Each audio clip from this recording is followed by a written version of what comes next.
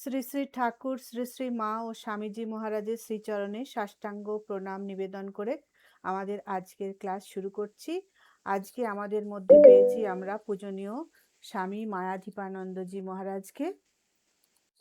মহারাজ 2009 সালে রামকৃষ্ণ সংঘে যোগদান করেন। দেওঘর রামকৃষ্ণ মিশন বিদ্যাপীঠে, এবং সেখানে মহারাজ 7 বছর ছিলেন। তার মাঝখানে 2012 থেকে 2014 মহারাজ ট্রেনিং সেন্টারে ছিলেন। তারপরে 2017 সালে মহারাজ রামকৃষ্ণ মঠ বাঁকুড়ায় বদলি হয়ে যান। সংঘের ষোড়শ সংঘাধ্যক্ষ পরম পূজ্যপাদ স্বামী শরণানন্দজি মহারাজের কাছে 2019 সালে মহারাজের সন্ন্যাস দীক্ষা হয়, এবং 2019 সাল থেকে মহারাজ রামকৃষ্ণ মঠ বেঙ্গালুরুতে কর্মরত রয়েছেন। মহারাজ গভীর অধ্যয়নে এবং নিযুক্ত থাকেন, এবং মহারাজ অত্যন্ত সুকণ্ঠের অধিকারী। মহারাজের গানে মহারাজ সবাইকে মাতিয়ে রাখেন। তো আর মহারাজের এত ব্যস্ততার মধ্যেও মহারাজ যে অবশেষে আমাদের একটা ক্লাস নিতে রাজি হয়েছেন, তার জন্য মহারাজকে আমাদের আন্তরিক কৃতজ্ঞতা ও সশ্রদ্ধ প্রণাম জানাই। আজকে থেকে আমরা মহারাজের সঙ্গে স্বামী তুরীয়ানন্দজির পত্রাবলী এই বইটি পড়া শুরু করব। তো মহারাজকে অনুরোধ করছি শুরু করার জন্য।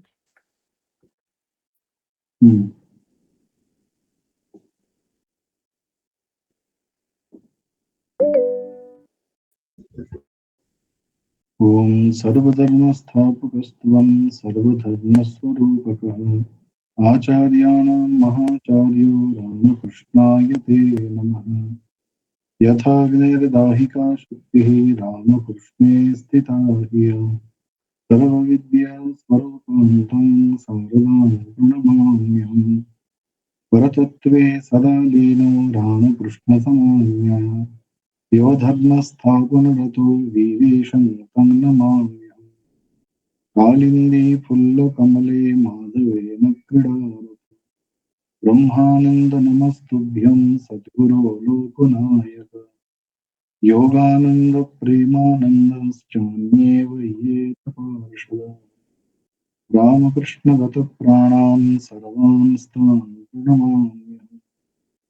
फुल्लचित्ताय धीराय गीतानिर्माल्यमालिने तुरीयाम्बुधिमग्नाय तुरीयाय नमोस्तुते। সকলকে নমস্কার। যদিও আজকের দিনটি নিরঞ্জনানন্দজির জন্মতিথি, আমরা বসেছি তুরীয়ানন্দজি মহারাজকে নিয়ে। তাই নিরঞ্জনানন্দজি মহারাজ ঠাকুরমা স্বামীজির চরণে প্রণাম, তুরীয়ানন্দজি তো অবশ্যই, এবং নিরঞ্জনানন্দজি মহারাজের শ্রীচরণে প্রণাম। আবার রাখি পূর্ণিমা, দুদিন দুটোই বিশেষ। তো চিঠি শুরু করার আগে ভাবছিলাম একটু মহারাজের জীবনী একটা ছোট্ট বইটিতেই আছে। তুরীয়ানন্দজি মহারাজের কথা যখনই আমাদের মানস পটে উদয় হয়, তখনই একটা সাধক সাধনা এবং গভীর তীব্র তপস্যা এই ভাবটি জেগে ওঠে। আর খুব সাধারণভাবে ঠাকুরের এক একজন পার্ষদ, তারা তাদের মধ্যে এত বৈচিত্র্য রয়েছে, সবকিছু মানে এক করলে আধ্যাত্মিক জগতে আর কোনো বৈচিত্র্য বাকি থাকে কিনা আমরা বুঝতে পারি না। মানে সাধক তার কত রকম বৈচিত্র্য হতে পারে, শ্রীরামকৃষ্ণের নানা ফুলের সাজিতে এই সব বৈচিত্র্যগুলোই আছে।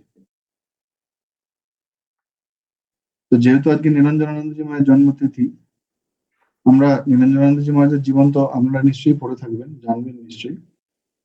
একটু মিল আছে নিরঞ্জনানন্দজি মহারাজ আর তুরীয়ানন্দজির, মানে প্যাটার্ন, তাদের যদি জীবনটা দেখা হয় এবং তাদের জীবনের যে ধারা সেটা যদি দেখা হয় একটু মিল পাওয়া যায়। সেই মিলের দিকটা হচ্ছে মূলত নির্জনতা, নির্জন প্রিয়তা এবং তপস্যা, দুজনের মধ্যেই এইটির প্রবল আকাঙ্ক্ষা ছিল। তুরিয়ানন্দজি মহারাজ, আপনারা নিশ্চয়ই ভক্তমালিকা পড়েছেন তাই না সকলে? মোটামুটি আপনারা সব ভালো ভালো ছাত্রী সব, আমি জানি। উনি নিজেও প্রচুর পড়েন। না, আমি সবাই ভুলভাল বললে আমাকে, সবাই পড়েনি। না মোটামুটি একটা আইডিয়া থাকে না, কিছু ভুল টুল হলে আপনারা বলে দেবেন। হ্যাঁ, তো তুরীয় কথাটির অর্থ তুরিয়া আনন্দ, তাই না মহারাজের নাম? তুরীয় কথাটির অর্থ হচ্ছে আমরা সাধারণ মানুষ মূলত তিনটে অবস্থা প্রত্যেক দিন আমরা প্রত্যক্ষ করি। যে তিনটি অবস্থা হচ্ছে জাগ্রত, স্বপ্ন আর সুষুপ্তি। জাগ্রত মানে এই যেমন আমরা জেগে আছি, এই জাগ্রত অবস্থায় আমাদের স্থূল শরীর, সূক্ষ্ম শরীর দুটোই, সবকিছু সজাগ থাকে, সবকিছু জাগ্রত থাকে। যখন আমরা স্বপ্নাবস্থায় যাই, যেটাকে আমরা বলি না ঘুমিয়ে পড়েছি, স্বপ্নাবস্থায় যখন যাই তখন আমাদের এই স্থূল শরীরটি নিশ্চল হয়ে যায়। সেই সময় স্থূল শরীরটি অ্যাক্টিভ থাকে না, ইনঅ্যাক্টিভ হয়ে যায়। সেই সময় সূক্ষ্ম শরীর, কারণ শরীর, এইগুলি তখন সজাগ থাকে। সূক্ষ্ম শরীর মানে কি? সূক্ষ্ম শরীর মানে হচ্ছে মন, বুদ্ধি, চিত্ত, অহংকার, এই চারটি নিয়ে অবশ্যই সূক্ষ্ম শরীর, এবং তারপরে থাকে কারণ শরীর। এবং সূক্ষ্ম শরীর যে অ্যাক্টিভ থাকে তার প্রমাণ আমরা কিভাবে পাই? না, স্বপ্নাবস্থায় আমরা যা স্বপ্নে যা যা দেখি, জাগ্রত অবস্থায় ফিরে আসার পরে আবার সেই স্মৃতিটি থাকে আমাদের মধ্যে, যে এই স্বপ্ন দেখলাম, ভালো দেখলাম, খারাপ দেখলাম। তো সেই জন্য স্বপ্নাবস্থায় আমাদের স্থূল শরীরটি কোনো রকম ভাবে অ্যাক্টিভ থাকে না, কিন্তু সূক্ষ্ম শরীরটি অ্যাক্টিভ থাকে। স্বপ্নাবস্থা থেকে যখন পরের অবস্থায় আমরা যাই সেটিকে বলা হচ্ছে সুষুপ্তি, ডিপ স্লিপ যেটাকে বলি একদম। আমরা অনেক সময় হয় না, অনেক সময় মানে প্রত্যেক দিনই হয়, প্রত্যেক মানুষের ডিপ স্লিপ হয়। সুষুপ্তিতে আমরা প্রত্যেক দিন যাই, সুষুপ্তিতে না গেলে আমাদের মাথা খারাপ হয়ে যাবে, এরকম অবস্থা। সুষুপ্তি, সেই ডিপ স্লিপ, যখন আমরা এত মানে ঘুমটা এত তীব্র হয়, গাঢ় হয়, কিছু মনে থাকে না, উঠে সকাল না সন্ধ্যা বুঝতে পারছি না, কিন্তু খুব একটা ফ্রেশনেস থাকে। ওইটি হচ্ছে সুষুপ্তি অবস্থা, তৃতীয় অবস্থা। যে কোনো জীবের এটি হয়। এবং এই সুষুপ্তি অবস্থাতে কি হয় না, সূক্ষ্ম শরীরটাও কিন্তু ওখানে ইনঅ্যাক্টিভ হয়ে যায়। ওখানে মন, বুদ্ধি, চিত্ত, মূলত সূক্ষ্ম অবস্থার যে চারটি অবস্থার মধ্যে চারটি যে ভাগ রয়েছে, বা চার রকম যে একই জিনিস, সেটা চার রকম ভাবে কাজ করছে: চিত্ত, মন, অহংকার এবং বুদ্ধি। তো সেখানে মন, চিত্ত আর অহংকার, মন, চিত্ত আর বুদ্ধি, এই তিনটি ফ্যাকাল্টি আর কাজ করে না, শুধুমাত্র অহংবোধটা থাকে, অহংবোধটা শুধুমাত্র থাকে। সেই জন্য ওই সুষুপ্তি অবস্থা থেকে ফিরে আসার পরেও একটা অনুভূতি শুধু আমাদের মধ্যে থাকে, আমি খুব সুন্দর ঘুমিয়েছি। অহংবোধটা শুধুমাত্র থাকে। এবং ওই সুষুপ্তির পরের অবস্থাই হচ্ছে তুরীয় অবস্থা বা চতুরীয় অবস্থা। এই তুরীয় অবস্থা সাধারণ জীব তারা অনুভব করতে পারেন না। যারা খুব উচ্চ কোটির সাধক, সমাধিতে, সমাধি অবস্থায় এই তুরীয় অবস্থা অনুভব করা যায়। এবং সেই তুরীয় অবস্থাতে যে অহংকারটুকু ছিল, সেই অহংকারটুকু আর থাকে না। সেটা সেই চরম সত্তার সঙ্গে বা আমাদের যে মূল স্বরূপ, তার সঙ্গে কিন্তু এক হয়ে যায়। সেই জন্য ফিরে এসে আর বলার মতো কিছু থাকে না। ঠাকুরের উদাহরণ আছে, লুনের পুতুল সমুদ্র মাপতে গেল, ইত্যাদি ইত্যাদি সব কথা মৃত উদাহরণ পাওয়া যায়। যে সে নিজেই গিয়ে গলে গেল, সে কি করে সে বলবে যে কত সমুদ্রের গভীরতা? ওইটি হচ্ছে তুরীয় অবস্থা, বা ওটাকে চতুরীয় অবস্থাও বলা হয়। জাগ্রত, স্বপ্ন, সুষুপ্তি এবং তুরীয়। তো স্বামীজি খুব ভেবেচিন্তেই নামটি দিয়েছিলেন, বা তুরীয়ানন্দজি মহারাজ নিজেরও এই নামটি পছন্দ ছিল। তো স্বামীজি তাকে এই নাম দিয়েছিলেন তুরীয়ানন্দ। তুরীয় অবস্থায় যার আনন্দ, যিনি সর্বদা তুরীয় অবস্থায় আনন্দ পেতে চান, তিনি হচ্ছেন স্বামী তুরীয়ানন্দ। এবং তুরীয়ানন্দজি মহারাজের জীবন যদি আমরা দেখি, চিঠিতে যাওয়ার আগে তো তার সম্বন্ধে একটু জানা আমাদের অবশ্যই প্রয়োজন, তাহলে না হলে চিঠিগুলো আমরা বুঝতে পারবো না। তো আমরা যদি তুরীয়ানন্দজি মহারাজের একদম শৈশব অবস্থা থেকে যদি আমরা দেখি, যে শৈশবেই তিনি যখন খুব ছোট, সম্ভবত 3 বছর না 4 বছর বয়স, সেই সময় তার মাতৃবিয়োগ হয়েছিল। হুম তো প্রথম থেকে শৈশব অবস্থা থেকে কৈশোর যৌবন ঠাকুরের কাছে আসা অবধি তিনি খুব কঠোরই ছিলেন। ব্রাহ্মণ ঘরে জন্মগ্রহণ করেছিলেন, সেই জন্য উপনয়নের পর থেকে খুব কঠোর। কখনো সপাক আহার সকলের হাতে খেতে চাইতেন না। ত্রিসন্ধ্যা স্নান এবং আহ্নিক করা, গায়ত্রী জপ করা খুব কঠোরতার সঙ্গে করতেন। এবং কঠোরতার সঙ্গে করতে করতে তার শরীর পর্যন্ত খারাপ হয়ে গিয়েছিল। মাঝে মাঝে তার শরীর খারাপ হয়ে যেত, শরীর নিতে পারত না। কিন্তু যেহেতু খুব কম বয়সে মাতৃহারা হয়েছিলেন, খুবই হৃদয় বিদারক ঘটনা। আপনারা জানেন কিনা জানি না, হয়তো কেউ কেউ জানবেন। উনি যখন খুব ছোট ছিলেন, 3-4 বছর বয়স, তখন হঠাৎ করে শৃগাল, মানে শিয়াল আক্রমণ করে এবং ছোট্ট শিশুকে বাঁচাবার জন্য তার মা তাকে 2 হাত ধরে উপরে তুলে ধরেন, এবং এই শৃগালের দংশনে তার মা তখনই মারা যান। খুবই হৃদয় বিদারক ঘটনা। ছোট বয়সে তিনি মাকে হারিয়েছিলেন, কিন্তু তার বড় বৌদি, তিনি প্রায় মাতৃসমা ছিলেন। আর বড়দাদা তার থেকে প্রায় 20 বছরের বয়সে বড়।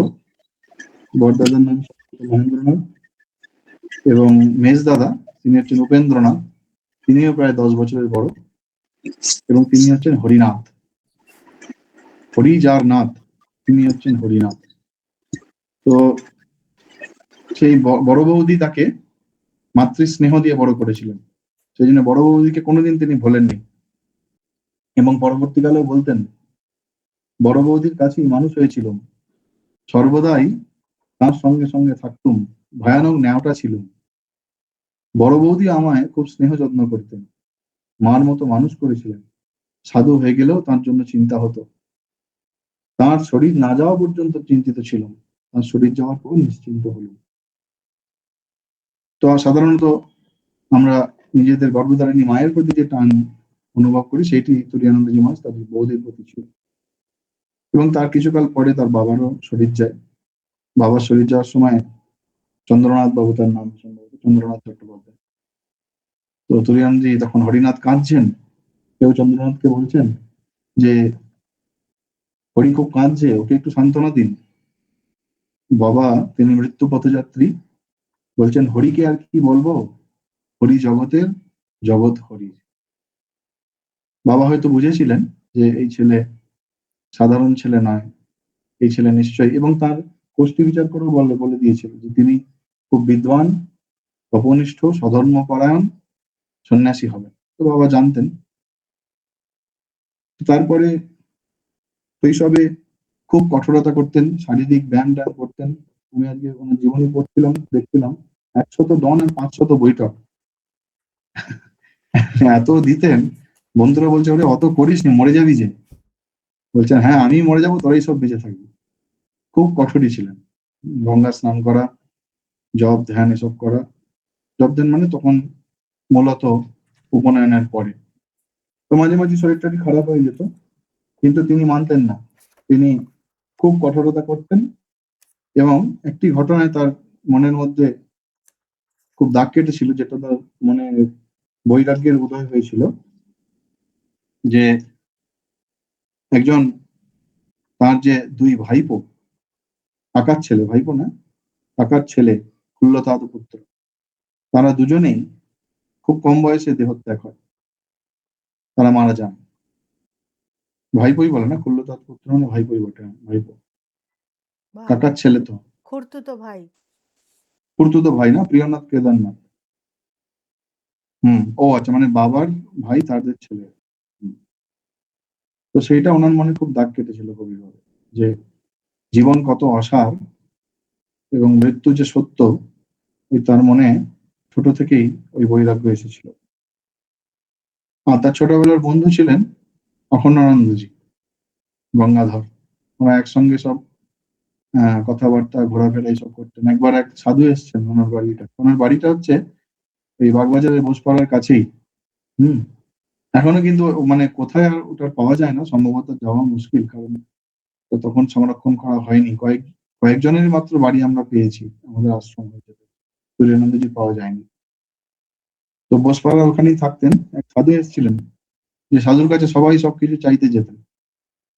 সূর্যানন্দজি কিছু চাইতেন না, গিয়ে চুপচাপ বসে থাকতেন। তো ওনাকে জিজ্ঞাসা করছে, তুই কিছু চাস না, কি ব্যাপার? বলছেন, না আমি সাধন ভজন করতে চাই, আমি ভগবান লাভ করতে চাই। সাধুর খুব আনন্দ, যে হবে হবে, এখন বাড়িতে থেকে কর, একটু অপেক্ষা কর, ঠিক হবে। মানে সাধন ভজনের প্রতি তার প্রথম থেকে, একদম ছোট থেকে তার খুব টান ছিল। তারপরে হয়তো 13-14 বছর বয়সে প্রথম তিনি শ্রীরামকৃষ্ণকে দর্শন করেন। ওই দীননাথ বসুর বাড়িতে শ্রীরামকৃষ্ণদেব এসেছিলেন, তখন খুবই ছোট। উনি চিঠিতে পরবর্তীকালে লিখছেন, আমরা চিঠিতে পাবো পরে। 1917 সালের লেখা চিঠিতে লিখছেন যে তিনি প্রথম দেখলেন, পরমহংসকে দেখবেন বলে গিয়েছেন। বলছে গাড়ি থেকে বেশ হাট্টা কাট্টা, কপালে লাল টিকা দেওয়া একজন নামতেন, সেটি হচ্ছে হৃদয় রাম। তবে মনে করলেন পরমহংস নামবেন। তারপরে ঠাকুর নামছেন। বলছেন তার মুখটা যেন আনন্দে একদম সবসময় উজ্জ্বল হয়ে রয়েছে। মুখকান্তি এবং অঙ্গের ভাব এত সুন্দর, সুখদেবের ন্যায়। আমরা যদি একটুখানি স্মরণ করি, প্রথম মাস্টারমশাই যখন দর্শন করেছিলেন ঠাকুরকে, আরো এরকম ভাব হয়েছিল, যেন সুখদেব পরীক্ষিতকে ভাগবত শোনাচ্ছেন। তো দেখুন তুরীয়ানন্দজিরও ঠাকুরকে প্রথম দেখায় সুখদেবের মতো মনে হয়েছিল। এবং সেই প্রথম দর্শন এবং তারও প্রায় 2-3 বছর পরে তিনি প্রথম দক্ষিণেশ্বরে যান। প্রথম থেকেই তিনি খুব বেদান্ত চর্চা করতেন এবং সাংকর ভাষ্য, বিবেক চূড়ামণি এবং গীতা। আমরা তুরীয়ানন্দজি পত্রাবলী পড়া মানে প্যারালালি আমাদের গীতা পড়ার মতো একদম। কিন্তু প্রত্যেক চিঠিতেই প্রায় মনে উনি গীতার শ্লোক উদ্ধৃত করেছেন পরের দিকের চিঠিগুলিতে। গীতা ওনার খুব প্রিয় ছিল। হম। তো ছোটবেলা থেকে পড়তেন, সব কণ্ঠস্থ ছিল। বিবেক চূড়ামণি, গীতা, পঞ্চদশী। পঞ্চদশী হচ্ছে বেদান্তের, মানে পঞ্চদশী যদি পড়া যায় তাহলে বোঝা যায় বেদান্তের যে সূক্ষ্ম জিনিসগুলি, ওগুলি বোঝা যায়। সেই পঞ্চদশী সব খুব পড়তেন। তো লীলা প্রসঙ্গে বর্ণনা আছে, শারদানন্দজি লিখছেন যে কয়েকদিন তুরীয়ানন্দজি যাননি ঠাকুরের কাছে। তো যার সঙ্গে যেতেন তাকে ঠাকুর জিজ্ঞাসা করতেন, কি গো তোমার সঙ্গে যে আসতো সে কোথা গেল? সে আজকাল খুব বেদান্ত পড়ছে। তো ঠাকুর কিছু বললেন না। তারপরে যখন এসছেন হরিনাথ, তুরীয়ানন্দজি বলছে, বেদান্ত পড়া মানে কি? ব্রহ্ম সত্য আর জগৎ মিথ্যা, এই তো, এছাড়া তো কিছু না। এত সহজে বললেন, তুরীয়ানন্দজির মনে খুব একটা দাগ কেটেছিল, যে তাই তো, আমি এত শাস্ত্র পড়ি, শাস্ত্র পড়তেই হবে এরকম একটা ভাব ছোটবেলা থেকে ওনার ছিল, যে প্রচুর একদম খুব কমপ্লিকেটেড বইগুলো না পড়লে ঠিক জ্ঞান হবে না। ঠাকুরের ওই সংস্পর্শে প্রথম এসে প্রথম পরিবর্তন হলো তুরীয়ানন্দজির মনে, যে হ্যাঁ, শাস্ত্র পাঠ করা নিশ্চয়ই দরকার, কিন্তু সেটিকে জীবনে প্রতিফলিত করা প্রয়োজন, বোধ করা প্রয়োজন। তখন থেকে উনি সাধন ভজনে বেশি জোর দিলেন, শাস্ত্র পাঠ এগুলিকে একটু কমালেন। তার প্রথম একটা বলা যেতে পারে ট্রান্সফরমেশন ঠাকুরের কাছে আসার পরে। এই ট্রান্সফরমেশন গুলো আমাদের জানা, মনে রাখতে দরকার আছে, কারণ যখন উনি চিঠিতে বলছেন কাউকে কিছু না, তখন আমরা এগুলোকে কানেক্ট করতে পারবো, যে এক এক যাকে চিঠি লিখতেন প্রত্যেকে তো আর সমান নয়, এক একজনের এক এক রকম ভাব রয়েছে। তার ভাব অনুযায়ী তুরীয়ানন্দজি চিঠি লিখছেন।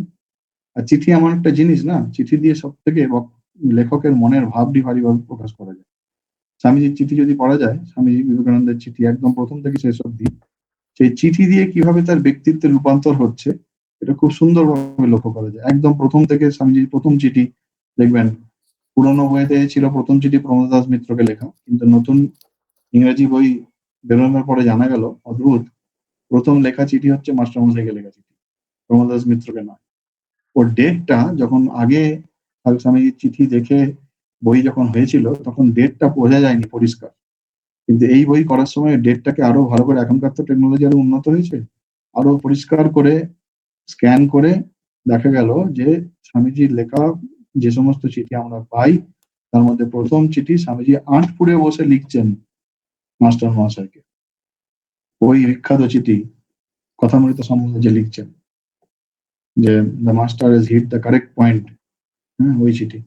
তো ওই চিঠির মধ্যে দিয়ে আমরা ব্যক্তিত্বের রূপান্তর গুলো খুব সুন্দর করে যদি খুব বুঝে বুঝে পড়া হয় বা ধারাবাহিকভাবে পড়া হয় বোঝা যায়। তো সেই জন্য এই তুরানন্দজি নিজের জীবনের যে রূপান্তরগুলি, নিজের জীবনের যে ট্রান্সফরমেশন গুলো, এগুলো যদি একটু আমরা মনে রাখি তখন বুঝতে পারবো। তখনও চেষ্টা করব চিঠির মধ্যে মধ্যে আনার, জাস্ট একটা আউটলাইন যারা জানেন না তাদের জন্য একটুখানি বলছি। তারপরে ঠাকুরের সঙ্গে যাতায়াত শুরু, এবং যেটা বলেছি দয়ানন্দজি প্রথম থেকে পুরুষকারটা খুব প্রবল ছিল, পুরুষকার, দৈব কৃপা খুব একটা বেশি বিশ্বাস করতেন না। কিন্তু ঠাকুরের কাছে আসার পরে ওই প্রথম চেঞ্জ যদি ওটা হয়, দ্বিতীয় চেঞ্জ হচ্ছে এইটি যে দৈবর ওপর বিশ্বাস করা। ঠাকুরের সমাধি হয়েছে, ঠাকুরের কাছে এসছেন, ঠাকুর সমাধির মধ্যে থেকে একটা গান গাইলেন, ওরে কুশীল করিস কি গৌরব, ধরা না দিলে কি পারিস ধরিতে, ধরা না দিলে কি ধরা যায় তাকে, ধরা যায় না। তো বলছেন গান গাইতে গাইতে ঠাকুরও কাঁদছেন, তুরানন্দজি মহারাজও তিনিও অশ্রু বিসর্জন করছেন, এবং পরে বলেছিলেন যে সে শিক্ষা চিরকাল আমার অন্তরে অঙ্কিত হইয়া গিয়াছে, রহিয়াছে, সেই দিন হইতে বুঝিলাম ঈশ্বরের কৃপা ভিন্ন কিছুই হইবার না। তুরানন্দজি বললেন না, প্রথম থেকে আমার ব্যক্তিগতভাবে কেমন ভয় ভয় করতো তুরানন্দজি ওর ব্যাপারে, খালি সবসময় সাধন ভজন এরকম একটা ব্যাপার। কিন্তু এই পরিবর্তনগুলো জীবনীটা পড়লে বোঝা যায় যে উনি খুব কঠোর ছিলেন নিশ্চয়ই, কিন্তু ঠাকুরের ভাব কিভাবে গ্রহণ করেছিলেন এইটি আমাদের শিক্ষণীয়। এই সমস্ত পার্শ্বদের মধ্যে না যে ভাবগুলি রয়েছেন, যে যে বিভিন্ন বিভিন্ন ভাবগুলি রয়েছে, তারই ঘনীভূত মূর্তি যেন শ্রীরামকৃষ্ণ। শ্রীরামকৃষ্ণের নিজের ভাবই যেন এদের মধ্যে দিয়ে, এক একজনের মধ্যে দিয়ে এক একটা প্রবল রূপে প্রবাহিত হয়েছে এবং সেইভাবে প্রকাশিত হয়েছে। তাদেরকে যদি এক করা হয়, এমনকি আমি ঠাকুরের গৃহভক্তদের কথা ধরে নিয়েই বলছি, তাদের নিয়েও বলছি, তাদের ভাবের মধ্যে অনেক মিল আছে, ম্যাক্সিমামদেরই কিছু না কিছু সমস্যা, এবং তার এই সমস্যার সমাধানের জন্য তাদের নিজের নিজের ভাবগুলি, তাদেরগুলো মোটামুটি তাদের মধ্যে অনেক মিল পাওয়া যায়। কিন্তু 16 জন যে ডিসাইপল স্বামীজিকে নিয়ে, তাদের মধ্যে এমন ইউনিক ইউনিক ভাব রয়েছে, সেইটি সব কিছু করলে যা দাঁড়ায় সেটি হচ্ছে আমাদের তার মধ্যে স্বভাব আছে। তো এইটি একটি দ্বিতীয় পরিবর্তন হলো যে তিনি পুরুষকারের সঙ্গে সঙ্গে দৈব কৃপা, সেই দৈব কৃপাটিও তিনি বুঝলেন তখন প্রথম। তারপর তিনি মহিলাদের সংস্পর্শে একদম যেতেন না, কথা টথা বলতেন না। এমনকি যখন এই ঠাকুরের কাছে যাওয়া আসা শুরু হয়েছে, সাধন ভোজনে আরো বেশি জোর দিয়েছেন। নিজের বড় বৌদি তার কাছ থেকে মাঝে মাঝে খেতে খেতে কুণ্ঠা করতেন। ঠাকুর বুঝলেন যে ভবিষ্যতে তো অনেক কাজ টাজ করতে হবে, আমেরিকা যেতে হবে, ঠাকুর তো সব জানেন, এরম করলে মুশকিল। তখন ঠাকুর একদিন বললেন, ওরে নারী জাতিকে ঘৃণা করিস না। ঘৃণা কেন করবি? বলছেন হরিনাথ বলছেন, ওহ তাদের হাওয়া আমি সহ্য করতে পারি না। ঠাকুর বলছেন, তুই বোকার মতো কথা বলছিস। নারী মূর্তিদের অবজ্ঞার চোখে দেখার কারণ কি? তারা জগন্মাতার মানবী মূর্তি, তাদের মায়ের মতো দেখবি ও শ্রদ্ধা করবি। তাদের প্রভাব হতে মুক্ত হবার এই হচ্ছে উপায়। তা না করে যতই তাদের অবজ্ঞা করবি ততই তাদের ভালো করবি। ঠাকুর একদম একদম ঠিক মন্ত্র দিয়ে দিলেন। তো এইটি একটা আরেকটা ওনার মধ্যে নতুন ভাব ঠাকুর প্রবেশ করালেন। এইভাবে ঠাকুরের সংস্পর্শে একটা একটা করে তার মনের ভেতর থেকে পর্দাগুলো সব সরে যাচ্ছে। এরপরের স্টেজ কি না, তিনি নিজের মুক্তিকে সব থেকে বেশি প্রাধান্য দিতেন, যে মোক্ষ লাভ করতেই হবে, মুক্তি চাই, একদম এই জীবনেই চাই, এরকম ভাব তার মধ্যে ছিল। এবং সেই মুক্তি পাওয়াকেই তিনি তার নিজের আদর্শ মনে করেন। ঠাকুর দেখলেন এটাতেও মুশকিল, এখনই যদি একে ঠিক করে টিউন না করা হয়, পরে যখন নরেন বলবে চল যেতে হবে, যাবে না, তবে ঠাকুর তখনই টিউন করে রাখলেন। আত্মন মোক্ষার্থম জগদ্গীতায় আছে, স্বামীজি তো সেট করবেন, ঠাকুর সব জানেন। তো ঠাকুর তখনই তাকে টিউনিং করলেন, বলছেন নির্বাণকে আদর্শ করেছিস কেন? নির্বাণ অপেক্ষাও উচ্চতর অবস্থা আছে এবং তা লাভ করা যায়। এটি শ্রীরামকৃষ্ণ অবতারের অন্যতম প্রধান বৈশিষ্ট্য। বলছে যারা নির্বাণ প্রার্থনা করে তারা হীন বুদ্ধি, ভয় তারাসে, যেমন 10-25 খেলায় কেবলই চিক খুঁজছে, কিসে ঘরে উঠে যায় তাই চেষ্টা। অর্থাৎ ঠাকুরের কথায় ওই যে আম খেয়ে কেউ কেউ মুখটা মুছে নেয়, আবার কেউ আবার সবাইকে দিয়ে খায়, দিয়ে বলছে যে একে বলে কাঁচা খেলোয়াড়, আর পাকা খেলোয়াড় মার পেলে পাকা ঘুটি কাঁচিয়ে দেয়, আবার তখনই পচে বারো বলে পাশা ফেললি আবার উঠে গেল। এটা তখনকার দিনে খেলা ছিল, আমি জানি না কিভাবে খেলতো। তাদের পাশা হাতের বস, যদি আমরা জাস্ট লুডো খেলার মতো বলি বরং কিছু, মানে এত পাকা খেলোয়াড় যা বলবে তাই দান পড়বে। বলছে যেমন বলে তেমনি করে, সুতরাং ভয় নেই, নির্ভয়ে খেলে। এইটা খুব গুরুত্বপূর্ণ একটা চেঞ্জ তুরীয়ানন্দজির জীবন। কেন? ঠাকুরের কথামৃততে বারবার আমরা ঘুরে ফিরে পাই জ্ঞানী এবং বিজ্ঞানী, এই দুটো ভাব আমরা পাই। জ্ঞানী মানে কি? যিনি ব্রহ্ম সত্য জগৎ মিথ্যা, এইটি যিনি বোধ করেছেন তিনি হচ্ছেন জ্ঞানী। যে ব্রহ্মই একমাত্র সত্য, ভগবানই একমাত্র সত্য, এই জগৎ হচ্ছে মিথ্যা, এবং এই জগতের সম্বন্ধিত যা কিছু সবই মিথ্যা, সুতরাং তাই নিয়ে মাথা ব্যথা করে লাভ নেই। এইটি হচ্ছে জ্ঞানীর ভাব।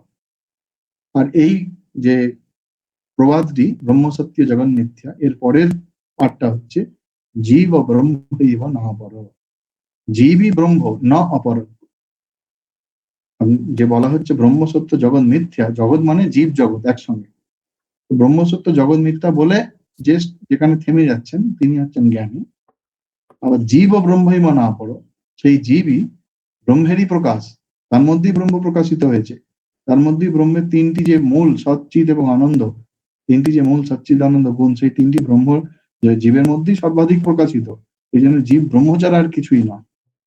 এই জীব ব্রহ্মচারে কিছু নয়, এই বোধটা ঠাকুর তুরীয়ানন্দজির মধ্যে তিনি প্রবিষ্ট করালেন এই ভাবটি, এবং সেটি খুব গুরুত্বপূর্ণ একটা, কারণ বিজ্ঞানীর ভাব এটি। এই বিজ্ঞানীর ভাবটি যদি স্বীকার না করা যায় তাহলে জগদ্গীতা হয়তো হবে না। আত্মন মোক্ষার্থম, ওটাকে আমরা জ্ঞানীর সঙ্গে আমরা রিলেট করতে পারি, কিন্তু জগদ্গীতা হচ্ছে জগতের হিত কেন আমরা করতে যাব? জগতের হিত মানে সেবা। স্বামীজি বললেন, ঠাকুর বললেন, জীবের দয়া নয় জীবের সেবা। সেবাটা করতে যাব কেন? কারণ আমরা জীবের সেবা করছি না, আমরা ভগবানেরই সেবা করছি।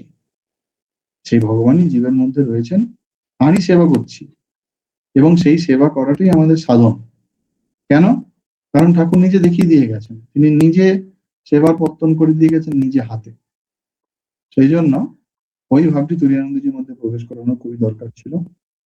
ঠাকুর সেটিও তুরীয়ানন্দজির মধ্যে, এটাও একটা বড় পরিবর্তন তার মধ্যে। আর এইভাবে ঠাকুরের কাছে আস্তে আস্তে আস্তে আস্তে ঠাকুরের সব ভাবগুলি আস্তে আস্তে তুরীয়ানন্দজি তার মধ্যে সমাহিত করছেন, তাকে ঠাকুরকে নতুন নতুন ভাবে জানছেন। ঠাকুরের যখন গলরোগ হয়েছে, ঠাকুর জিজ্ঞাসা করছে যে আমার খুব কষ্ট হচ্ছে, বলছে আপনি যাই বলুন না কেন, আমি দেখছি আপনি অসীম আনন্দের সমুদ্রে। বলছে সারা ধরে ফেলেছে।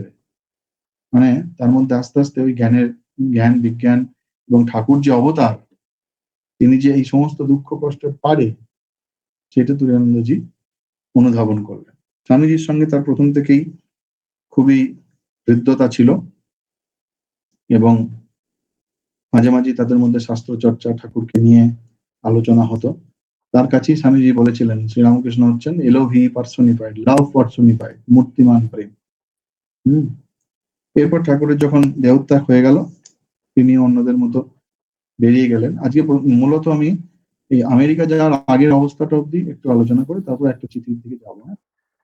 কারণ চিঠির প্রথমগুলো আমরা দেখবো ওই আলমবাজার মঠ থেকে একদম আমেরিকা যাওয়া অব্দি, সেই এইটুকু জীবনীটা যদি একটু কভার করা থাকে তাহলে আমরা ওটাকে কানেক্ট করতে পারবো।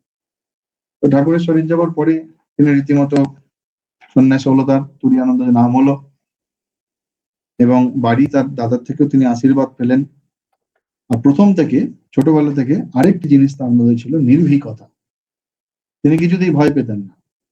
একদম উপনিষদে যে অভি কথা, যে কথাটি হয়তো পাওয়া যায় কিনা আমি জানি না।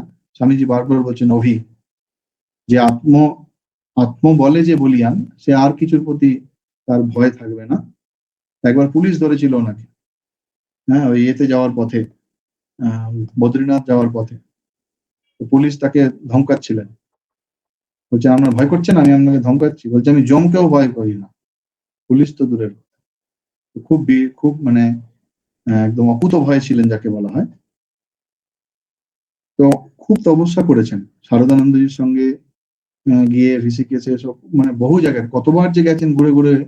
এবং সব থেকে বেশি সময় তপস্যায় কাটিয়েছেন গুরু ভাইদের মধ্যে রাজা মহারাজের সঙ্গে, প্রায় 5 বছরের কাছাকাছি। মানে এটা একটা একদম সব থেকে বড় হচ্ছে বৃন্দাবনেতে, বৃন্দাবনে বহুকাল দুজনে ছিলেন। হ্যাঁ, নিজে ভিক্ষা করে করে রাজা মহারাজকে খাওয়াতেন। এটি আরেকটি অদ্ভুত জিনিস, ঠাকুরের পার্শ্বদের মধ্যে একে অপরের প্রতি ভালোবাসা। এটা মানে জগতে খুব কম দেখা যায়। বৃন্দাবনে থাকাকালীন খুব তপস্যা তারা করতেন, এবং একদিন ঘুরে ঘুরে বেড়াচ্ছেন, মানে মঠ প্রতিষ্ঠা হওয়ার পরে উনি একবার দুবারই মাত্র আলমবাজার মঠে ফিরে এসেছেন। দেখবেন আমাদের প্রথম চিঠিগুলো আলমবাজার মঠ থেকে আছে। তারপরে ঘুরে ঘুরে তিনি বেশিরভাগটাই তিনি ওই ওয়ান্ডারিং মঙ্কের মতো উনি কাটিয়েছেন, সাধন ভজন করে একদম উত্তর ভারত, উত্তর পশ্চিম ভারত, এবং ওই ওই এলাকা উত্তরপ্রদেশের উত্তরাখণ্ড, তারপর হচ্ছে রাজপুতানা, গুজরাট, এই সমস্ত জায়গাতে উনি প্রচুর ঘুরেছেন। হম।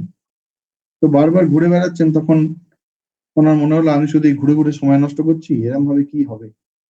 তখন মানে তার ভিতর থেকেই একটা অশরীরী বাণী এসেছিল, বলছে দেখো তুমি কত মহান, কেন তুমি ভাবছো যে তোমার জীবন ব্যর্থ? ওঠো, জাগো, পরম সত্য লাভ করো, সেই সত্যের কণামাত্র বিশ্বকে মুক্ত করতে পারে, ইহাই মহত্তম জীবন। তো তিনি বুঝলেন না, এটা যেটা হচ্ছে ঠাকুরের ইচ্ছাই হচ্ছে। এবং সেই থেকে উনি নিজের আত্মবল যেমন তার উপর যেমন জোর দিতেন, তার সঙ্গে সঙ্গে তার মধ্যে একটা শরণাগতির ভাব এলো। সবসময় তিনি ভগবানের শরণাগত হয়ে থাকতেন। শরীর খারাপ হলে ওষুধ টষুধ খেতেন না, ওই বলতেন যে ঔষধম জাহ্নবী তয়ম বৈদ্য নারায়ণ হরি, এরম বলেই কাটিয়ে দিতেন। এরপরে আমরা দেখছি যে স্বামীজি তাকে দ্বিতীয়বার যখন ফিরে যাচ্ছেন পুনর্বার, তখন তাকে অনুরোধ করছেন।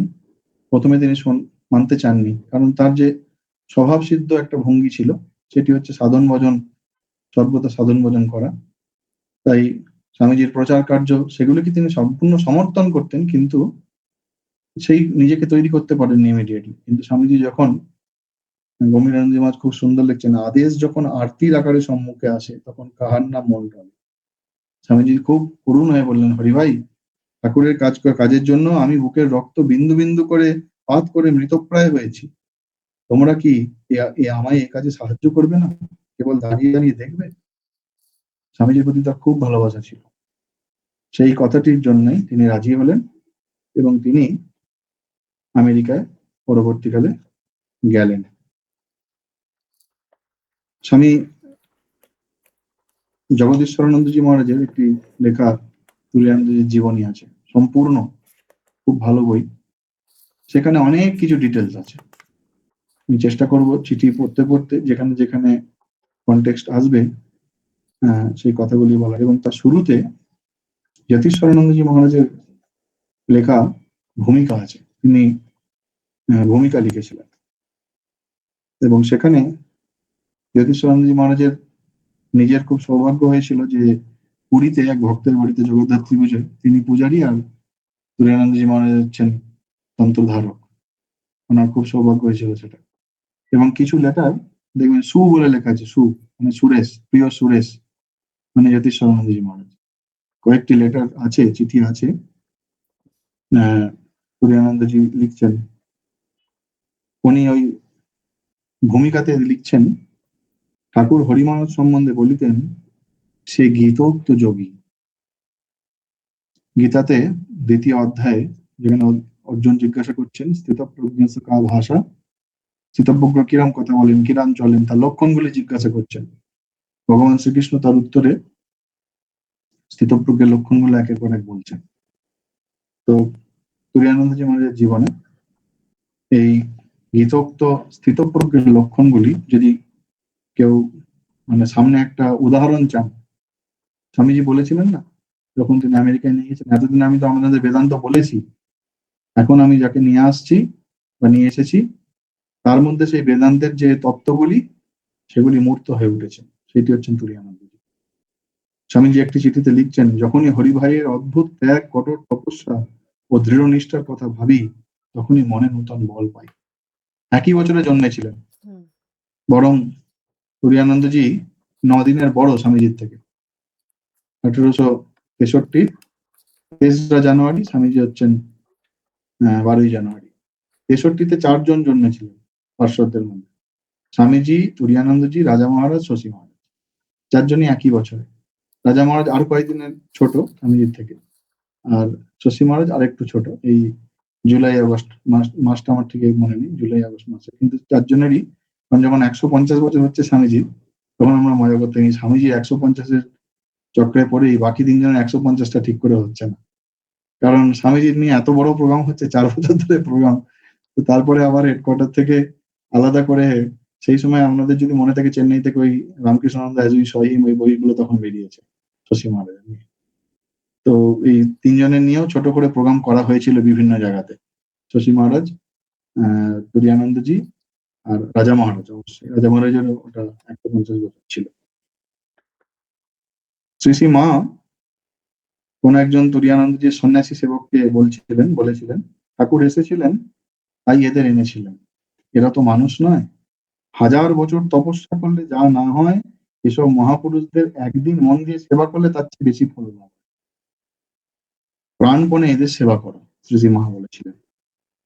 আর শিবানন্দজি মহারাজ, মহাপুরুষ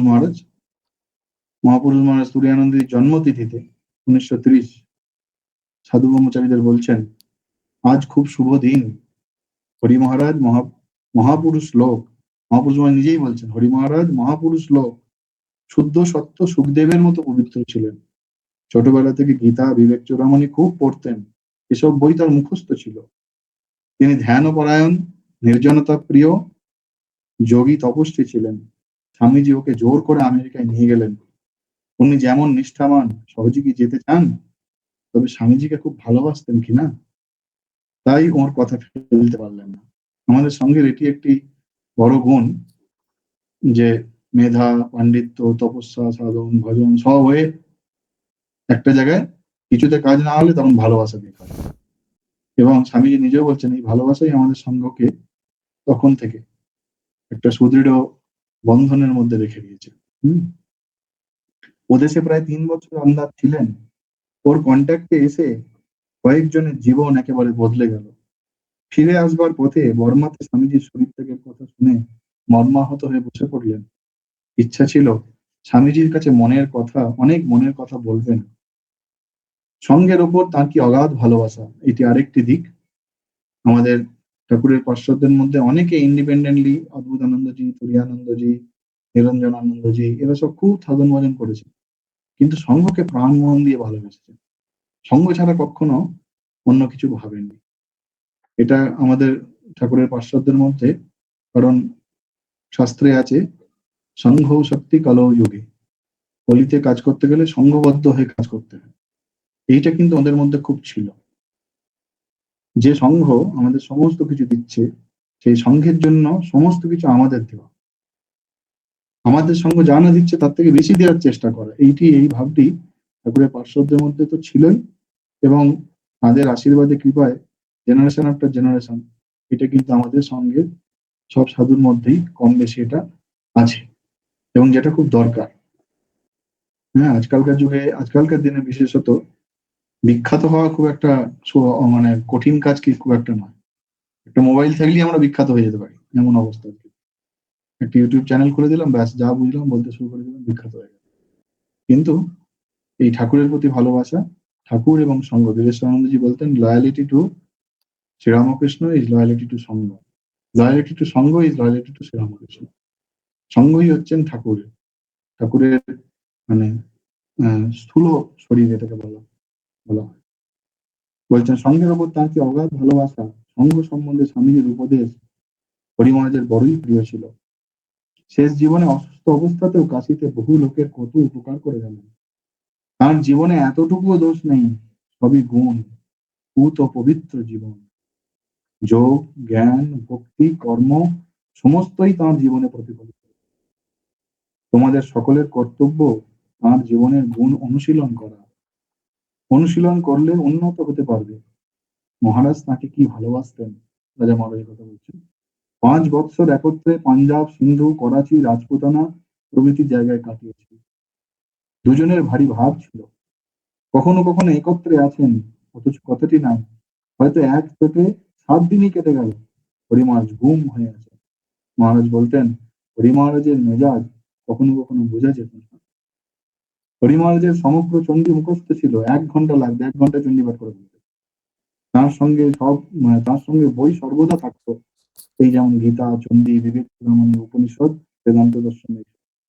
তিনি খুব পড়তেন, তাঁদের পড়াই ধ্যান।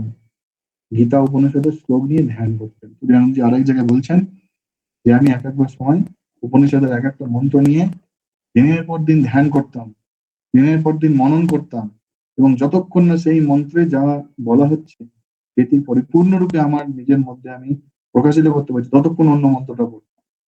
মন্ত্র মানে উপনিষদের থেকে মন্ত্র বলা হয়, গীতার যেমন শ্লোক বলে উপনিষদকে বলে মন্ত্র। তা তিনি ওরকম ছিলেন। আমরা বলি না স্মরণ মনন নিধিধ্যাসন। শুধু পড়লে হবে না, পড়ে মুখস্থ করলে হবে না, মুখস্থ করে বলতে হলেই হবে না। যদি আমরা একটা আদর্শ নিজের জীবনে পালন করতে পারি, সেইটি হচ্ছে সব থেকে দরকার। তুরানন্দজির জীবনে এইটা সব থেকে আছে। উনি বিশাল, স্বামীজির যেমন একটা অরেটরি স্কিল, মানে বিশাল বক্তৃতা দিতেন। অবেদানন্দজির অসাধারণ বক্তৃতা দিতেন, বক্তৃতা দিয়ে মানুষকে একদম জয় করে নিতেন। তুরানন্দজি যখন তিনি গেছেন আমেরিকায়, প্রচুর ক্লাস নিয়েছেন, বক্তৃতা দিয়েছেন। শান্তি আশ্রমের কথা আমরা পরে পাবো। সেখানে একটা আধ্যাত্মিক পরিমণ্ডল কিরকম গড়ে উঠেছিল সেটাও আমরা চিঠির মধ্যে তার সঙ্গে সঙ্গে প্যারালালি জীবন থেকে আমরা চেষ্টা করব স্মরণ করার। কিন্তু তার মূলত যেটা ছিল, তিনি ওই আধ্যাত্মিক ভাব সেটিকে নিজের জীবনে প্রতিফলিত করা, নিজের জীবনে প্র্যাকটিস করা, এইটি তুরানন্দজির খুব ছিল। আমরাও চেষ্টা করব যে চিঠি থেকে যখন যখন যখন যেরাম যেরাম গুলো পাবো আমাদের সাধ্য মতো আমরা আমাদের জীবনে প্রতিফলন করাবার চেষ্টা করতে হবে। আরেকটি পয়েন্ট বাদ গেল, তো এখন মনে পড়লো, সেটা হচ্ছে উনি খুব স্বদেশ প্রীতি ছিল কিন্তু তুরানন্দ, যেটা আজকের দিনে আরো বেশি আমাদের আলোচনা করার প্রয়োজন। যে এই আমাদের আধ্যাত্মিক জীবন, ভগবান লাভ, সঙ্গ জীবন, তার সঙ্গে স্বদেশের স্বদেশ প্রীতি বা স্বদেশের প্রতি আমাদের কর্তব্য, এইগুলোকে কি করে কানেক্ট করা যায়। মানে এটা একটা কনফিউশন আছে আমাদের সাধারণ ভক্তদের মধ্যে, বিশেষ করে হিন্দুদের মধ্যে একটা কনফিউশন আছে। আমরা আমাদের আধ্যাত্মিক জীবন, ধর্মজীবন নিয়ে থাকি, কিন্তু কিছুতেই আমাদের নিজেদেরকে দেশের বা রাষ্ট্রের প্রয়োজনীয়তার সঙ্গে, রাষ্ট্রের সঙ্গে নিজেদেরকে কানেক্ট করা, এটা কিন্তু আমাদের সজাগ থাকতে হবে। নাহলে অনেকে এটা সুযোগ নিয়ে নিচ্ছে আমাদের। সেই জন্য আমরা যেখানে যেখানে পাবো চেষ্টা করব সেইগুলো একটু একটু করার। তবে প্রথম চিঠি পড়বেন তো? কে পড়বেন? পড়ুন। এখানে বলছেন, দেখবেন এই পত্রাবলী বইতেই আছে, উপনিষদের উপদেশগুলি শুধু পড়তাম না, প্রত্যেক উপদেশটি ধরে ধরে দীর্ঘকাল ধ্যান করতাম, যাতে ওইগুলির যথার্থ মর্ম উপলব্ধি করতে পারি। পরে আবার এমন অবস্থা হয়েছিল যে মা মা বলে কেঁদে ভাসিয়েছি ও বলেছি, মা সব শাস্ত্র জ্ঞান ভুলিয়ে দে, হে মা আমায় পাগল করে আর কাজ নাই গো জ্ঞান দিতে। এইটা তুরানন্দজির খুব স্পেশালিটি। চিঠি তাহলে পড়ুন। স্বামী তুরীয়ানন্দের পত্র, শ্রী শ্রী রামকৃষ্ণ শরণম। আচ্ছা, আপনারা কি প্রথম ভলিউম থেকে পড়ছেন নাকি অখণ্ড বইটা থেকে পড়ছেন? এটা আমি কিনেছি, দুটো ভাগ আছে বইটির। এটা একটি প্রথম বইতে 2 ভাগ আছে, তাই তো? হ্যাঁ, হ্যাঁ, ঠিক আছে। কারণ আমার কাছে দ্বিতীয় ভাগটি এখনো মানে এই মুহূর্তে নেই। আমি জানি না নতুন করে সাজিয়েছি কিনা। ডেট গুলো বলেন, আমি বুঝতে পারবো। হরিমোহনকে লেখা না প্রথম চিঠি?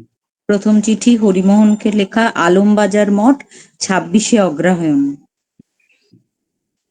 প্রিয় হরিমোহন, আমি তোমার পত্র পাইয়াছিলাম ও যথাসময়ে উত্তরও দিয়াছি, এবং তুমি তাহা এতদিনে পাইয়াও থাকিবে।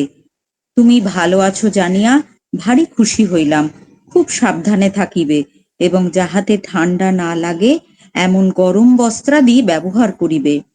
ওসব দেশে হঠাৎ সর্দি লাগিয়া নিউমোনিয়া আদি বড্ড হয়। যমুনার ধারে বেড়াইতে যাও তো, খুব বেড়াবে, আর সকলের সহিত সদ্ভাব রাখিবে। বিপ্রদাস বাবু অতি সজ্জন, উহার সহিত বসা দাঁড়া করিবে। মন বেশ আছে তো? একটু আধটু নিয়ম করিয়া জপ পাঠ প্রভৃতি করিবে। এখানকার সকলে ঈশ্বরেচ্ছায় ভালো আছেন।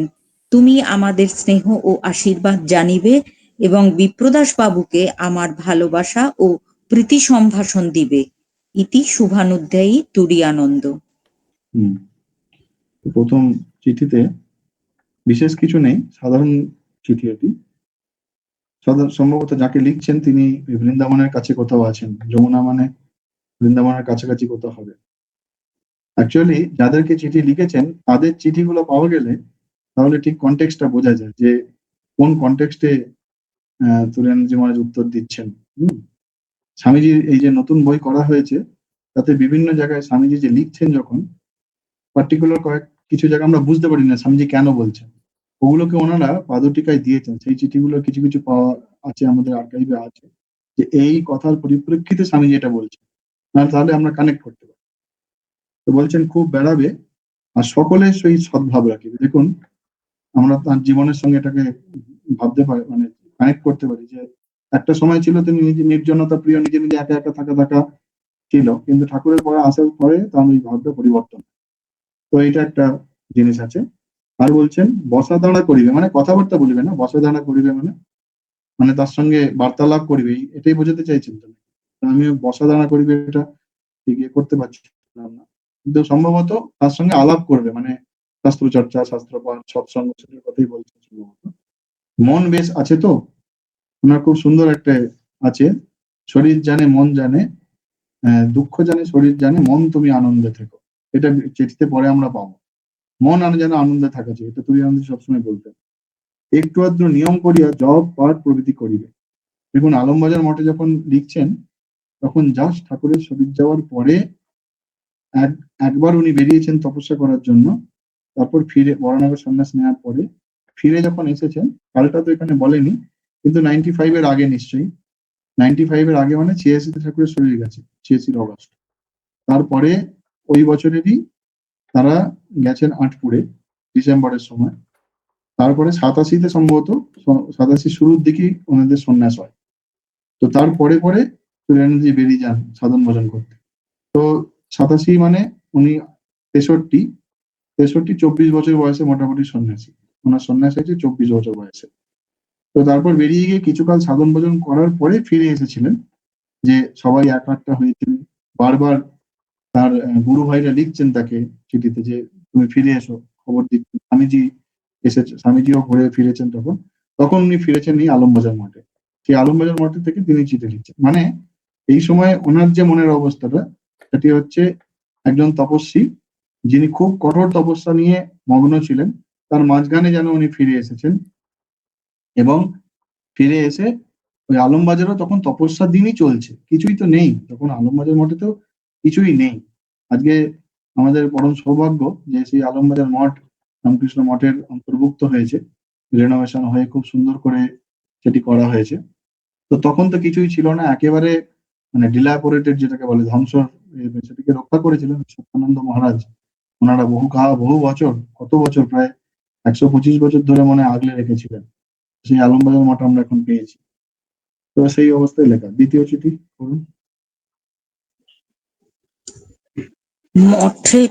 মঠ থেকে লিখিত 9/12/95 তারিখে। মঠ মানে আলমবাজার মঠ, সেম। প্রিয় হরিমোহন, আজ তোমার পোস্টকার্ড খানি পাইয়া বিশেষ সুখী হইলাম। তুমি এখন ওখানে পূর্বাপেক্ষা ভালো আছো এবং কোনো অসুবিধা হইতেছে না জানিয়া অতীব আনন্দিত হইয়াছি। বিপ্রদাস বাবু সত্যই অতি সজ্জন ও আমাদের অতি সহৃদয় বন্ধু। আমি তাহার সহিত বিশেষ পরিচিত, তাহাকে আমার নমস্কারাদি জানাইবে। সব বিষয়ে তাহার পরামর্শ লইবে এবং খুব সাবধানে থাকিবে। তোমার স্বাস্থ্যের সংবাদ মাঝে মাঝে দিতে যেন ভুল না হয়। শরৎ মহারাজ ছাড়া মঠের আর সকল সাধুরাই ভালো আছেন। গত কয়দিন যাবৎ শরৎ মহারাজ জ্বরে ভুগিতেছিলেন, এখন ভালো আছেন। বিপ্রদাস বাবু কিরূপ আছেন? তোমার কাকা নিমাই বাবুকে পত্র লিখো তো। সর্দি ও ঠান্ডা সম্বন্ধে বিশেষ সাবধান থাকিবে। আমি ভালোই আছি। আমার ভালোবাসা ও শুভেচ্ছা জানিবে শুভাকাঙ্ক্ষী তুরীয়ানন্দ। এটা কিন্তু ইংরেজি লেটার, স্টার দেওয়া আছে, ইংরেজিতে লিখেছিল। এটা কিছু তো সেরকম নেই, তাই তো? পরের পত্র করতে পারি। আপনারা বলবেন কি বলতে হবে, একটু না বলবেন। মহারাজ, খুব ভালো লাগছে, আপনি যা বলছেন অসাধারণ লাগছে। যেটুকু বলার হবে বলবো তখন। পরের চিঠি পড়বো। 3 নম্বর, আলমবাজার মঠ থেকে 4/1/96 তারিখে লিখিত। প্রিয় হরিমোহন, তোমার পোস্টকার্ডখানি যথাসময়েই আসিয়াছিল, কিন্তু ইতিপূর্বে উত্তর দিতে পারি নাই বলিয়া দুঃখিত আছি। শশী মহারাজের অসুখ হওয়ায় আমাকে ঠাকুর পূজা প্রভৃতির ভার লইতে হইয়াছিল, সুতরাং সময় ছিল না। এখন তিনি সারিয়া উঠিয়াছেন। বাঁ কানে ফোঁড়া হইয়া শরৎ স্বামী গত কয়দিন যাবৎ খুব ভুগিতেছেন। আমাশয় হওয়ায় আমিও বিশেষ ভালো ছিলাম না, এখন পূর্বাপেক্ষা ভালো আছি। তুমি কিরূপ আছো? আশা করি তোমার শরীরের যথেষ্ট উন্নতি করিয়াছ। ওই জন্যই তো এখান হইতে যাওয়া। আর কতদিন ওদিকে থাকিতে চাও? তোমার কাকা নিমাইচরণ মাঝে মাঝে পত্র লেখেন তো।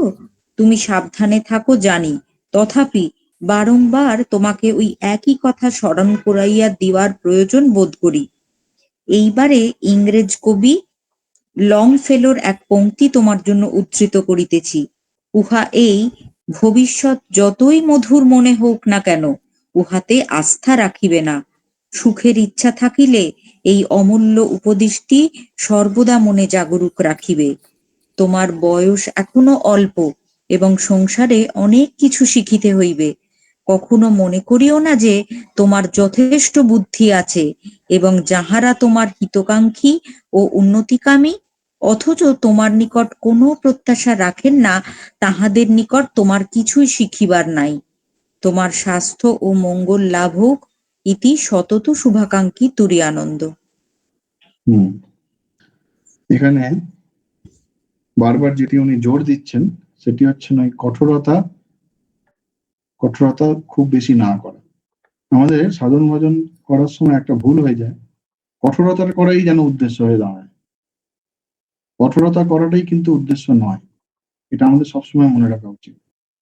কঠোরতা যার যতটুকু সয় তার ততটুকুই করা উচিত, তার মধ্যে একটা সামঞ্জস্য থাকা উচিত।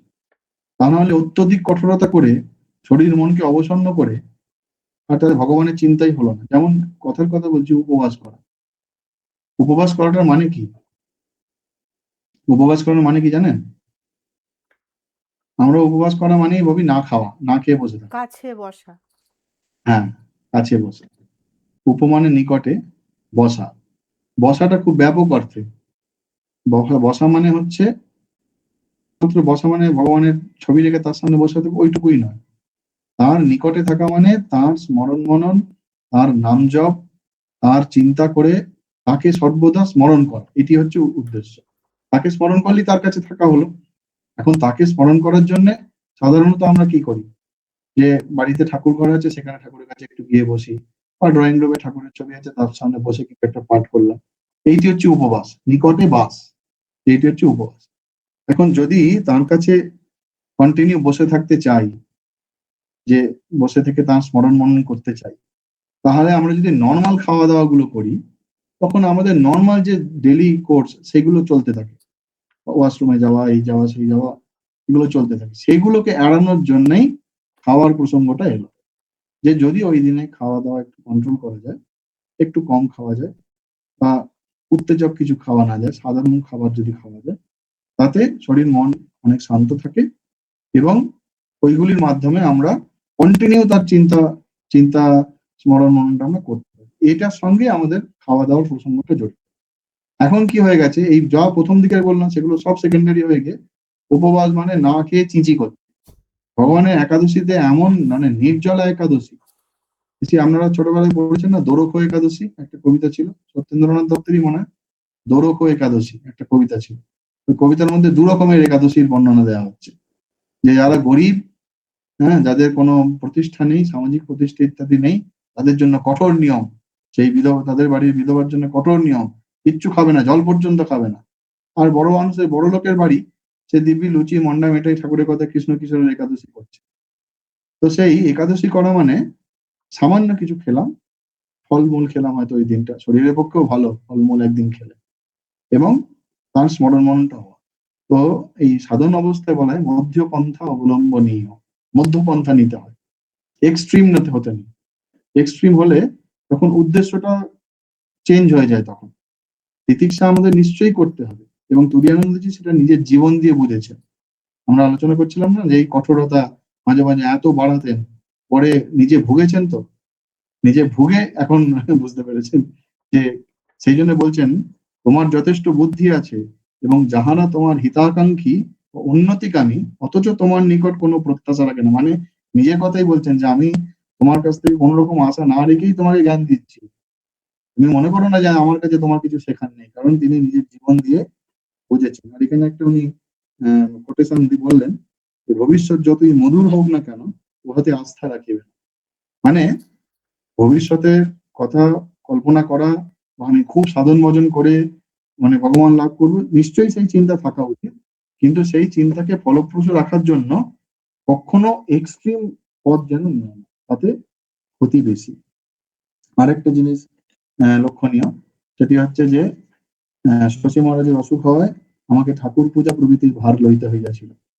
মানে আমাদের সঙ্গে পূজারীর শরীর খারাপ হলেই মুশকিল খুব, হ্যাঁ, বাকি সব শরীর খারাপ হলে অন্য সব কাজ সামাল দেওয়া যায়, কিন্তু পূজারীর শরীর খারাপ হলে মানে যদি একদিন হয়তো মঙ্গল আরতি করতে পারলাম না, এই তোমার কি হয়েছে, তোমার শরীর ঠিক আছে তো, জিজ্ঞাসা করে, এত জিজ্ঞাসা করবেন সকলে, ওতেই শরীর ঠিক হয়ে যাবে মোটামুটি, যে আমার কালকে ঠিক হতে হবে, না হলে সবাই আবার কালকে জিজ্ঞাসা করবে যে তোমার কি হয়েছে।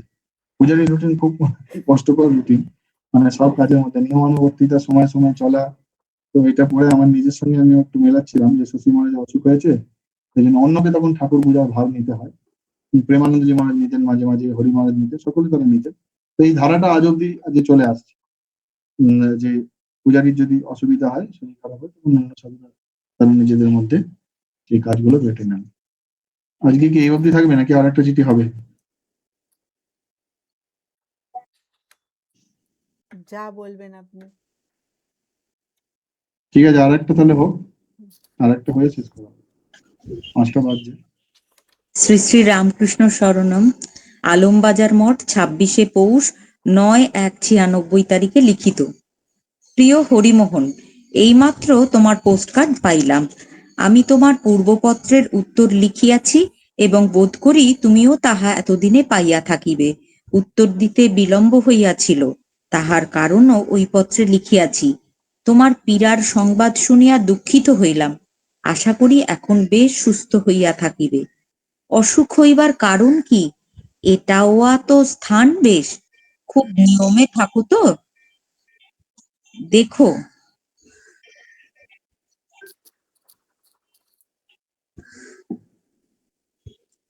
দেখো এই শীতকালে যদি না সারিতে পারো, তাহা হইলে আবার একটি ঋতু ভুগিতে হইবার সম্ভাবনা। যদি ওখানে বিশেষ উপকার বোধ না হয়, তো আর কোনো পরিবর্তনের চেষ্টা দেখিতে হইবে।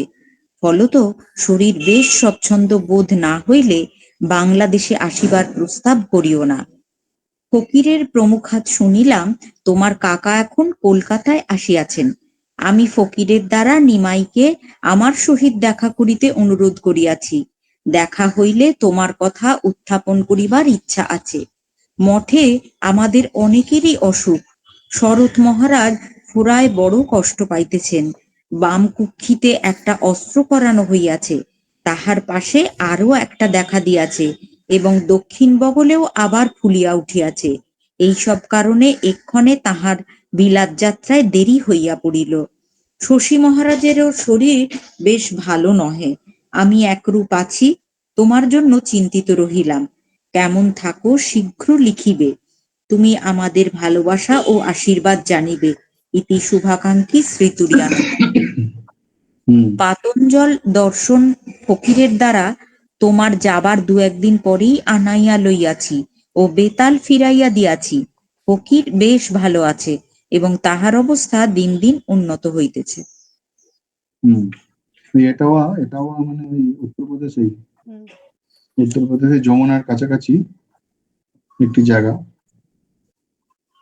ওখান থেকে সম্ভবত বৃন্দাবন সব কাছাকাছি হবে। তো তখনকার সময় থেকে পশ্চিম পশ্চিম দিক, তো তখন যে ওইদিকে গেলেই বলতো পশ্চিম দিক, অ্যাকচুয়ালি উত্তর ভারত। আমরা যদি সাউথের দিক থেকে দেখি তাহলে বলবো উত্তর ভারত। সাউথের যেখান থেকে একটু উপরে গেলেই বলে হ্যাঁ উত্তর দিকে গেছে।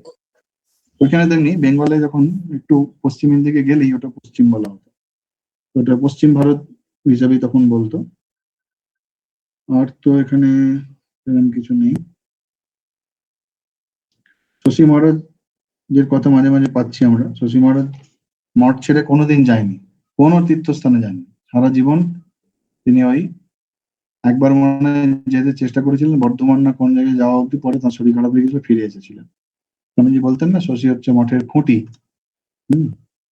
তো সেই শশী মহারাজের কথা আমরা পাই মাঝে মাঝে এখানে। আর সৌরভ মহারাজ চিঠির তারিখগুলো দেখুন, আগের চিঠি ছিল 4 তারিখ, 4 জানুয়ারি, 9 তারিখ, 5 দিন। আজকের দিনে আমরা কল্পনা করতে পারি না, 5 সেকেন্ড দেরি হলে আমরা বাবা এতক্ষণ এখনো মেসেজটা দেখলো না।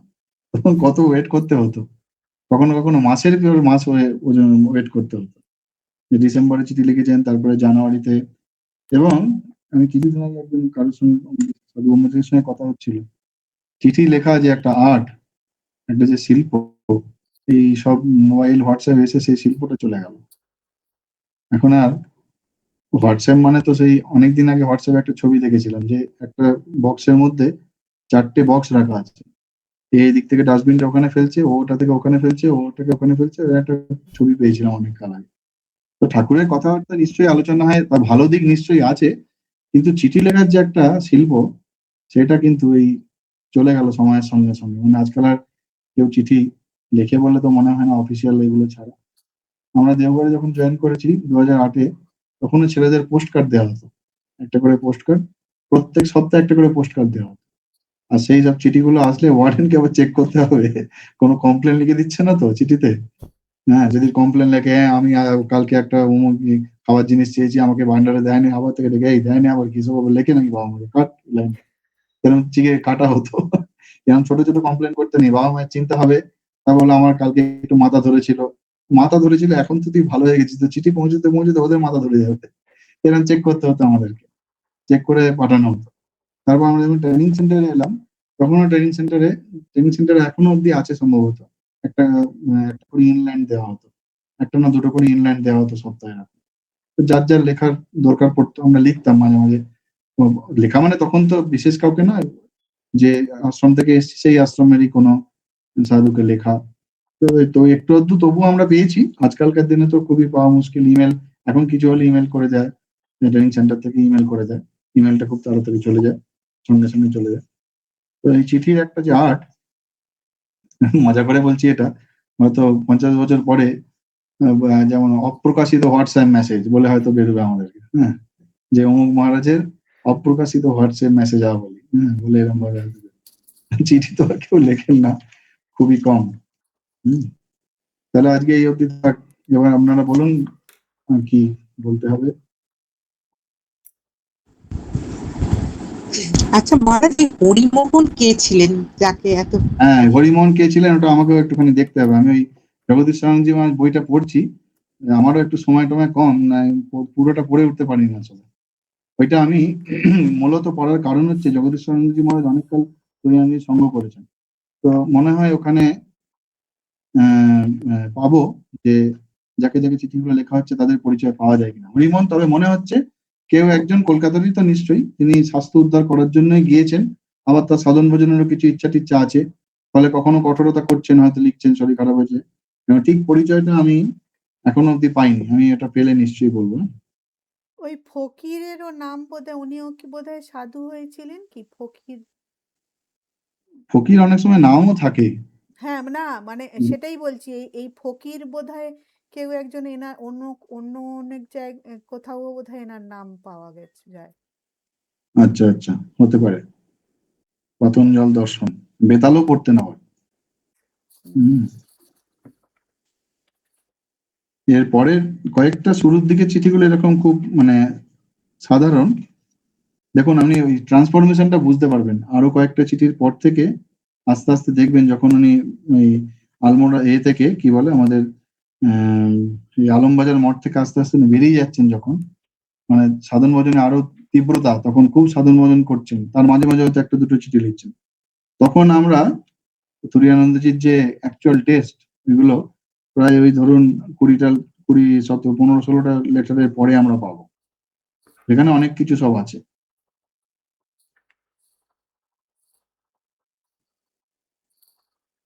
খুব ভালো লাগলো হুম। মহারাজ ক্লাস। এবার আপনি কিরকম ইয়েতে ক্লাস নেক্সট কবে নেবেন সেইগুলো? হ্যাঁ, মোটামুটি তো বলা হয়েছিল অল্টারনেটিভ শুক্রবার, তাই না? আচ্ছা, তো এরপরে কবে শুক্রবার?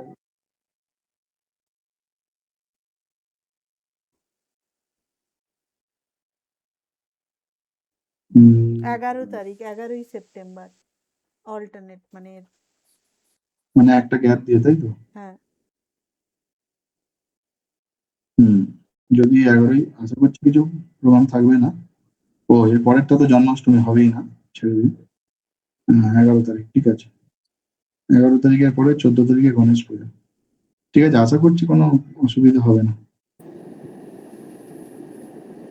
আর কারোর যদি কিছু বলবার থাকে তাহলে বলতে পারেন মহারাজকে, যদি কারোর বা কিছু যদি কোনো সাজেশনও থাকে বলবেন, মানে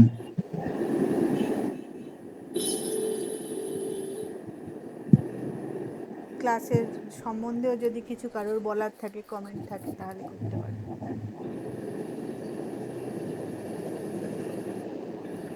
আমাদের দলের, আমাদের গ্রুপের এটা মানে স্পেশালিটি, কেউ কিছু বলেন।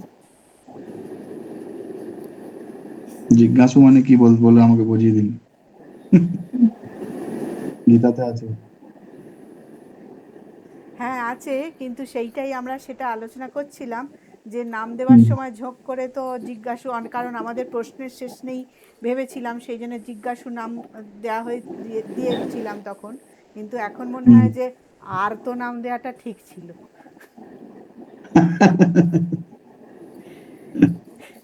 না না, জিজ্ঞাসু ভালো, পজিটিভ একটা ভাব আছে। আর তো বললে তাহলে আমাদের সেবাটা অন্যরকম হয়ে যাবে। কিসে আর তো এখন বোঝা মুশকিল। সেইটাই সেইটাই।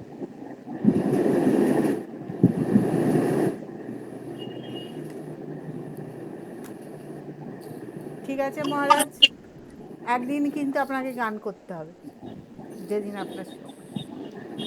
হ্যাঁ ঠিক আছে, একদিন গান, গান তো করতেই হবে। প্রণাম আজকে মহারাজ। হ্যাঁ, সকলকে ধন্যবাদ আজকে নিরঞ্জন। প্রণাম মহারাজ। মহারাজ মহারাজ হ্যাঁ, সুব্রবাবু বলছি যে বলো। প্রণাম নেবেন মহারাজ। বলছি যে লাস্টে শ্রীরামকৃষ্ণ অর্পণমস্তুটা করবে। হ্যাঁ, ওটা হয় কোনো শেষ হয়নি, করবো। হ্যাঁ, তো আজকে তাহলে এই হলো না, এরপরের দিন আবার আমরা দেখা করবো। তাহলে শান্তি কি করি আমরা লাস্টে, আপনারা ওই মন্ত্রটা জানেন, প্রিয়তম পুণ্ডরীকাক্ষ? আমরা এখানে রোজ নাইট ক্লাসে ওটা বলি। খুব পরিচিত মন্ত্র, পূজা বইয়ের শেষে আছে, আমি পরে পাঠিয়ে দেবো। আচ্ছা, আমি আমরা শিখে কয়েকটা নেব। জিনিস পাঠিয়ে দেবো, একটা হচ্ছে তুরীয়ানন্দজির প্রণাম মন্ত্র, একটা হচ্ছে এই শেষে প্রিয়তম পুণ্ডরীকাক্ষটা। কারণ আমাদের শুরুতে একটু মঙ্গলাচরণ করতে হয়। যে কটা মন্ত্র বললাম সবগুলি আপনারা জানেন, সর্বধর্ম স্থাপকস্ত মোটা তো আছে বইয়েতে, কিন্তু এক্সট্রা বলতে তুরীয়ানন্দজির বলা উচিত, কিন্তু আমি ভুলে গেছি আসলে, ওটা মন্দিরেই পড়ে রয়েছে, আনা হয়নি। মহারাজকে সেই জন্য বাংলাতে প্রণাম জানালাম, আর কি করবো। তো কয়েকটা মন্ত্র আমি হোয়াটসঅ্যাপে পাঠিয়ে দেবো, এমনি একটু দেখে রাখবেন, যখন আমিও চ্যান্ট করবো তখন আপনারা বলতে পারবেন। শেষে আপনাদের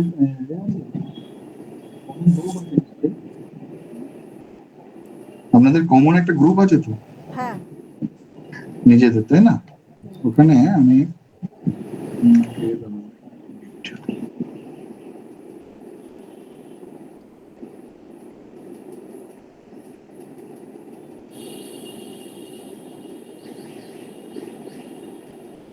কমিউনিটি গ্রুপে শেয়ার করে দেবো সবাইকার জন্য। হ্যাঁ হ্যাঁ, ওই এখনই আপনাকে আমি জাস্ট লাস্টে কি মন্তব্য বলছি পাঠাচ্ছি।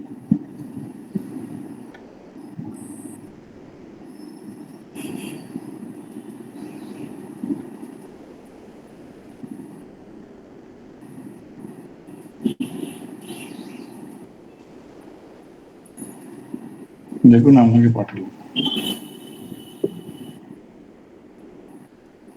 হ্যাঁ ওই একদম উপরের মন্ত্রটা, হ্যাঁ।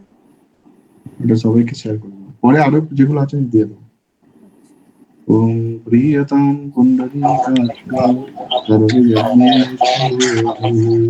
তস্মিন পুষ্পে জগৎপুষ্পম প্রেণিতে প্রেণিতম জগৎ। হরি ওম তৎসৎ। শ্রীরামকৃষ্ণার্পণমস্তু। প্রণাম মহারাজ। প্রণাম।